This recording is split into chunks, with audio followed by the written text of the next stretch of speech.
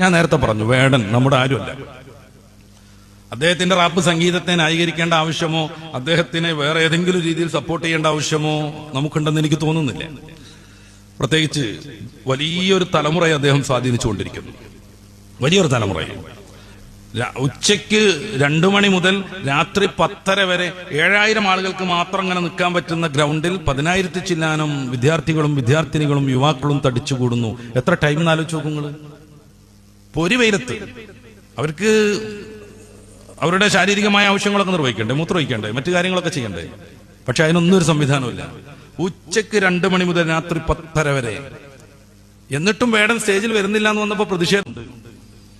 അതിനാരും മെനക്കെടണ്ട, അത്തരം ദിവാസ്വപ്നങ്ങളൊന്നും ആരും കാണണ്ട. മുസ്ലിം സൊസൈറ്റിക്ക് വേടൻ എന്ന് പറഞ്ഞാൽ ഈ ഇന്ത്യയിലുള്ള ഏത് സംഗതിയെ പോലെ ഒരു സംഭവം മാത്രമേ ഉള്ളൂ. അല്ല പ്രത്യേകം സപ്പോർട്ട് ചെയ്യേണ്ടതോ അദ്ദേഹത്തെ പ്രോത്സാഹിപ്പിക്കേണ്ടതോ രംഗത്തിറക്കേണ്ടതോ ആയ കാര്യമേ അല്ല. ഇത്രയൊക്കെ ആമുഖമായി പറഞ്ഞുകൊണ്ട് തന്നെ ഒരു കാര്യം പറയാതെ വയ്യ. അദ്ദേഹം മുന്നോട്ട് വെക്കുന്ന ഒരു രാഷ്ട്രീയമുണ്ട്, പുതിയ കാലത്ത് ഏറ്റവും പ്രസക്തമാണ്. ഈ ജന്മിത്ത വ്യവസ്ഥയെ അദ്ദേഹം ശക്തമായി വിമർശിച്ചുകൊണ്ടിരിക്കുന്നു.